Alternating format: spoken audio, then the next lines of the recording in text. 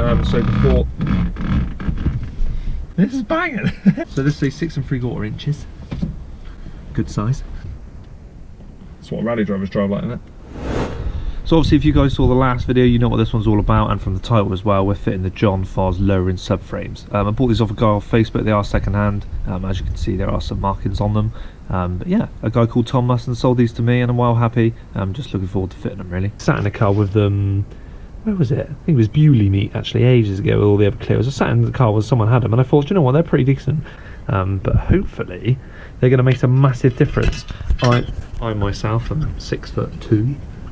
So obviously, as we know about the seating position, you're really quite high, and you're still to the sort of right hand side a little bit more for the driver anyway. So these are going to lower that, so it's going to take that away.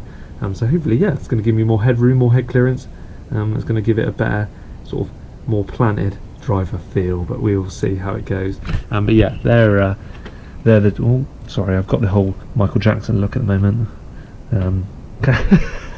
These should drop them down quite a lot. I've sat in a clear with these before, and it did feel pretty good. It makes you feel more planted. It makes it, obviously the car feel a bit more racy and all that jazz, so it should drop it by a good amount. Charlie on Instagram as well got these recently, and he's amazing RB Clio, and he said it made a massive difference for himself. I think he's 6'3" or 4". I'm 6'2", and I always felt like, yes, my head's a bit close to the ceiling, so these should hopefully help. But yeah, they're looking, oh sorry, I'm going for the old Michael Jackson look at the moment, ran out of black socks.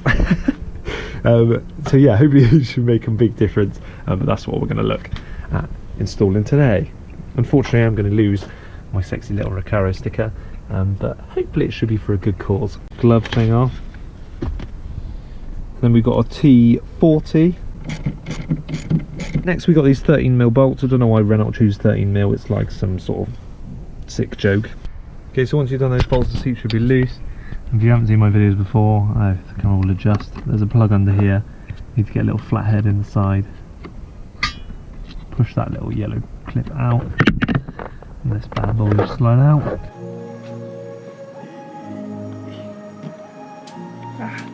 4 Allen keys, Allen key bolts. I've got my Allen keys, but maybe they're Taiwan keys.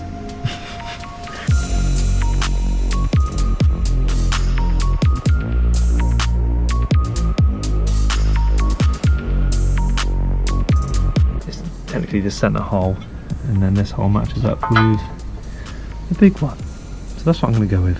Big hole, centre.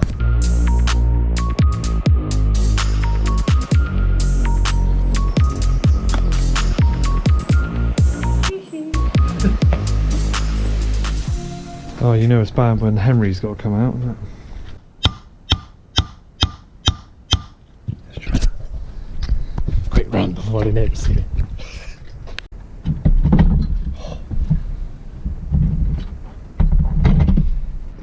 How do you work out it's not going well?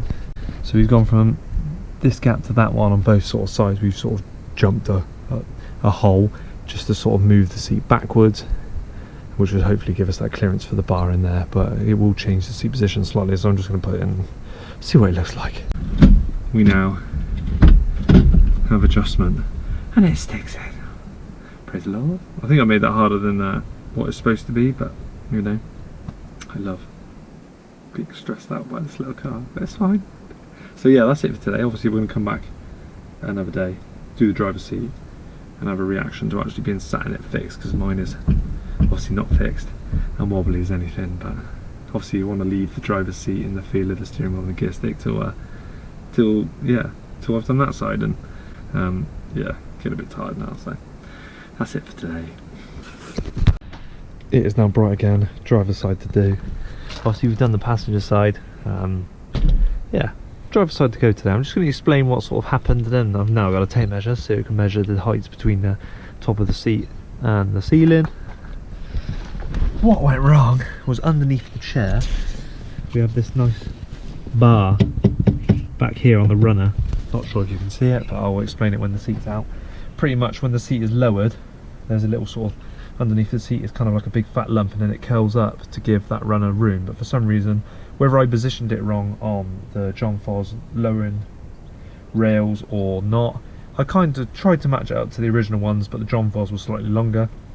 So pretty much what I did was take it back a step, 5mm, so moved the runners back, which obviously moved the seat forward, and that means now that where it goes big and then curves up, in that sort of curve up is where the pole is now, so it doesn't sit down on the pole.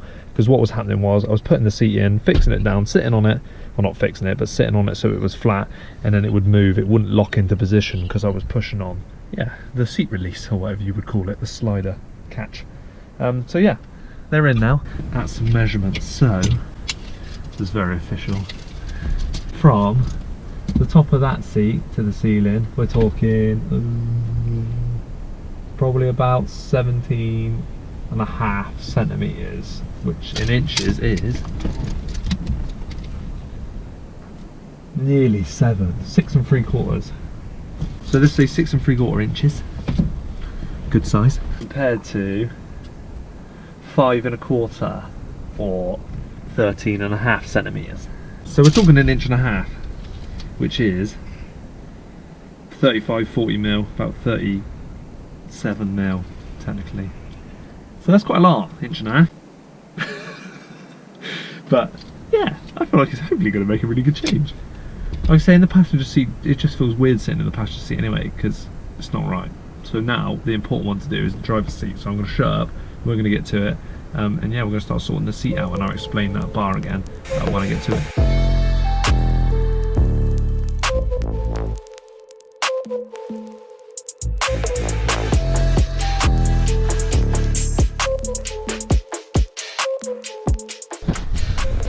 I do that super fast because my neighbour came back. The seat's in, but just to show you underneath. So in the end, I didn't actually need to adjust that at all because of the way I've chosen to move the seat, so it actually works. These Recaros obviously may be different. You may have different runners, but obviously under here, that bar there now fits snug right up to that little electric plug there. So obviously, I'm gonna have to move that to the side, sort of over there, like I did on the other one, just to make sure it sort of goes down this channel here rather than squidges underneath. But that would hit the fat bit of the seat, which is just behind it. So one more to go, and then I'm going to take a proper seat in here, shut the door, put a belt on, and yeah, we'll try it. Well, the steering wheel's high already.